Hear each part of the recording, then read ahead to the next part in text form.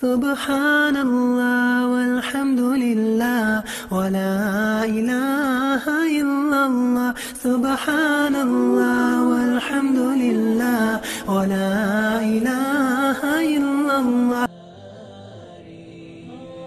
You know what kind of man Abu Bakr was? He wasn't a big guy, but he had a big heart. Today we have many big guys. The big guys do it for the wrong reason. And we don't have enough people who have big enough heart for the truth. And that's the problem. We have enough sellouts.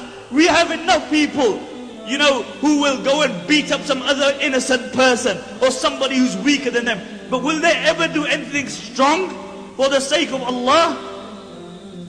They won't, because it dents their macho-ness. That's what it is. And the Prophet ﷺ spoke about the strong man. He said the strong man is the one who can control his anger. So he who can punch out somebody's lights.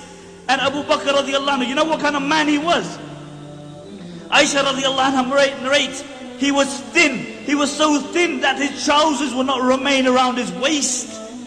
Subhanallah, he was so thin that his eyes had sunk in, that you could see the bones in his fingers, they would protrude because he was so thin. And when he would walk, he didn't walk with a step. He didn't walk with an attitude. He actually walked with a stoop. But they say Abu Bakr was the weakest in body. But when it came to the commands of Allah, he was the strongest. When you look at macho men and you make them your role models, then why don't you compare them with the Prophet ﷺ? The Prophet ﷺ fought with people for what? Not to beat people, not to bring them closer to Allah. In the time of the Prophet ﷺ, there was a man called Ruqana. And Ruqana was the undisputed wrestler of his time. In those days, Umar ibn Khattab and Khalid bin Walid were wrestlers. But nobody had ever defeated Ruqana. And upon occasion, he came to the Prophet ﷺ and he said, "Oh Muhammad, if you beat me, I will embrace Islam." And the Prophet ﷺ got happy. He got elated. He said, "Will you actually embrace Islam if I beat you?" He said, "Yes." And he grabbed Ruqana and he floored him. And Ruqana had never been floored before that day. And he stood up and he gave it the usual. "Oh, I won't look in. You know, my foot slipped." But the ulama mentioned, look at this. The Prophet ﷺ was ready, subhanallah. He was ready to fight with people to bring him to the haqq. Compare that with us. You know, this sick concept of macho man that we have nowadays. This sick concept that we have. You know, somebody who can make somebody an orphan, somebody who can push drugs, who can carry a piece. He's our role model for our youngsters. Why? The reason is because we have failed to give them alternative role models. If you had just told your child about Khalid bin Walid before they slept, they would have looked up to the local drug dealer. If you had given them examples of Abdullah ibn Mubarak, they would have looked at other people. But did we do that? No. We told them Cinderella. That's what we told them about. And Ruqana stood up again and he said, "Give me another chance."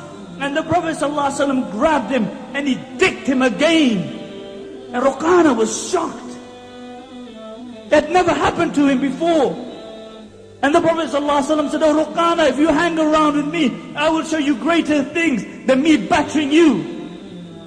And Ruqana said, "What could be more greater than this?"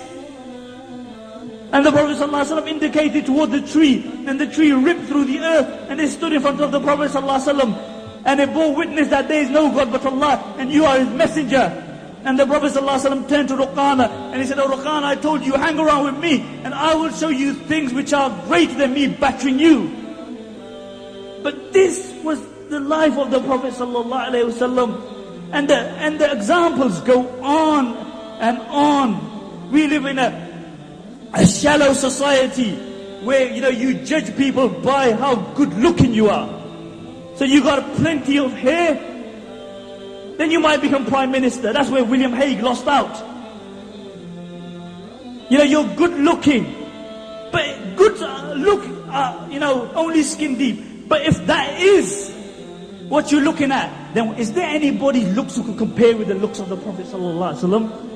Jabir radiallahu anhu mentions, I saw the Prophet sallallahu alaihi wasallam on the night of a full moon.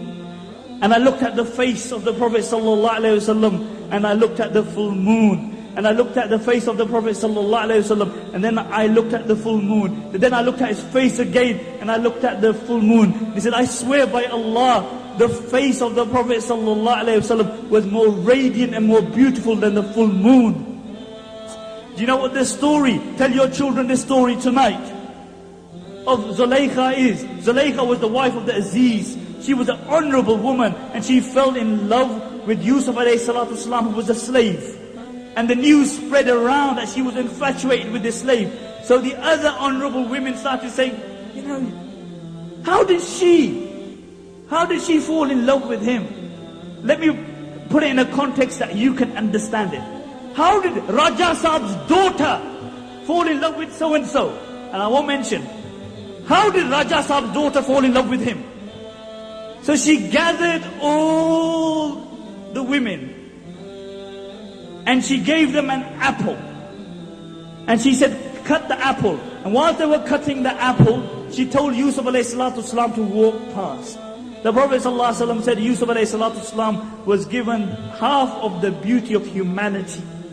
And when he walked past, they saw his beauty.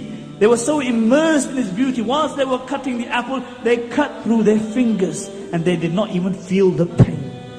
Aisha radiallahu anha mentions, if the women of Zulaykha had seen my Muhammad sallallahu alayhi wasallam, they would have cut their hearts and felt no pain.